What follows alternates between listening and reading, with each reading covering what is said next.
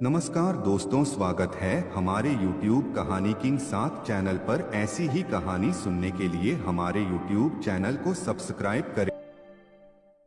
क्या मांस मछली खाने वाले लोग पापी होते हैं? मित्रों, हिंदू धर्म के लोगों को अक्सर ये आशंका रहती है कि मांस मछली तथा अंडा खाने वालों के साथ क्या होता है। वैसे तो शाकाहारी भोजन को हिंदू धर्म में सर्वाधिक माना जाता है, लेकिन फिर भी कलयुग जैसे दौर में सभी धर्म के लोग बड़े ही चाव के साथ मांसाहारी भोजन खाते हैं। तो आज की इस पोस्ट में हम जानेंगे कि मांसाहारी भोजन करने वाले लोगों को पाप लगता है या नहीं। तो चलिए जानते हैं, क्या मांस मछली खाने वाले लोग पापी होते हैं? क्या मांस मछली खाने वाले लोग पापी होते हैं? जैसा कि दोस्तों, वेदों में जानवरों को मारना पाप माना गया है और मांस खाना सख्त मना है। अथर्ववेद में कहा गया है कि आप इन चीजों को चावल, गेहूं, दाल आदि को भोजन के रूप में ले, जो आपके लिए सबसे अच्छा और सादा भोजन है।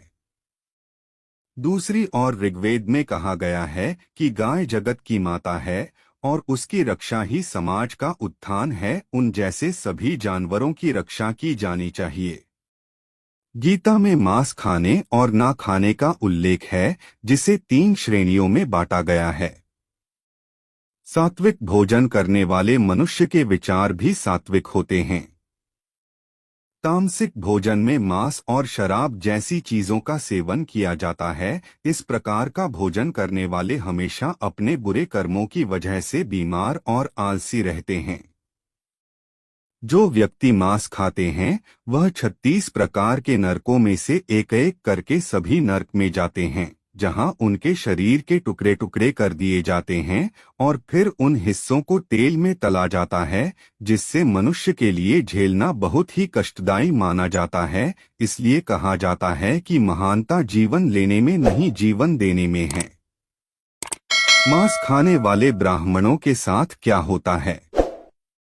चलिए इसी के साथ आपको ये भी बता दें कि आखिर मांस खाने वाले ब्राह्मण के साथ क्या होता है। आज के युग में हर धर्म के लोग मांस खाते हैं। उन्हीं में से एक हमारे पूजनीय ब्राह्मण भी है। लेकिन क्या आपने कभी सोचा है, ऐसा करने वाले ब्राह्मणों के साथ क्या होता है?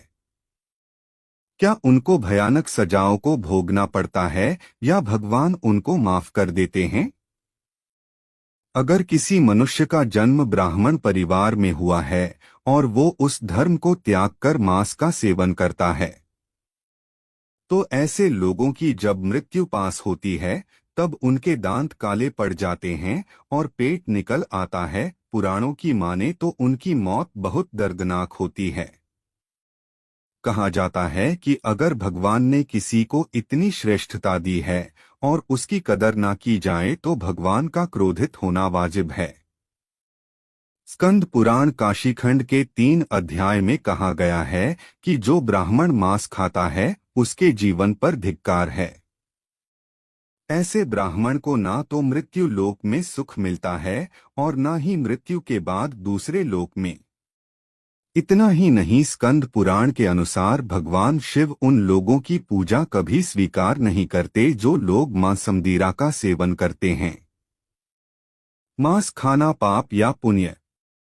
वराह पुराण के अनुसार भगवान विष्णु के वराह अवतार कहते हैं कि जो व्यक्ति मांस खाता है, मैं ना तो उसकी पूजा स्वीकार करता हूँ और ना ही उसको अपना भक्तों मानता हूँ। साथ ही वह पृथ्वी देवी से कहते हैं कि जो मनुष्य गौ माता का मांस खाता है उसे मैं हर तरह से बर्बाद कर देता हूँ और वो मेरे लिए एक अपराधी के समान होता है। उसकी हर सुख सुविधा को मैं मिट्टी में बदल देता हूँ। मांस खाने के नुकसान? इसके अलावा भागवत गीता में श्री कृष्ण ने यह भी बताया है कि मनुष्य को क्या खाना चाहिए और क्या नहीं। भगवान कृष्ण के अनुसार मांस एक तामसिक भोजन है, जिसके सेवन से मनुष्य की बुद्धि क्षीण होने लगती है और मनुष्य अपने इंद्रियों पर से नियंत्रण खो देता है। उसके बाद मनुष्य ना चाहते हुए भी कई तरह के अपराधों का भागी बन जाता है। और ऐसा मनुष्य जब मेरी पूजा करता है या मुझे याद करता है तो मैं उसके पास नहीं जाता हूँ। इस तरह का भोजन करने वाले लोग अक्सर कुकर्मी, रोगी, दुखी और आलसी होते हैं। आज के युग में लोग घर पर मांसाहार नहीं खाते पर बाहर जाकर खाते हैं या अपने मित्रों के साथ मिलकर मांस का सेवन करते हैं। उन्हें लगता है कि ऐसा करके वो पाप का भागीदार नहीं बनेंगे। लेकिन ऐसा सोचना बिल्कुल गलत है। उन्हें भी ठीक वही सजाएं मिलेंगी जो बाकी मांसाहारियों को भगवान द्वारा मिलती है। एक मनुष्य हर किसी को धोखा दे सकता है, लेकिन परमात्मा से धोखा करना नामुमकिन होता है। इसीलिए कहा जाता है ना घर में और ना ही कहीं बाहर मांस का सेवन नहीं करना चाहिए। अगर आपको यह वीडियो अच्छी लगे तो अपने दोस्तों के साथ शेयर जरूर करें और हाँ, सब्सक्राइब करना ना भूलें। धन्यवाद।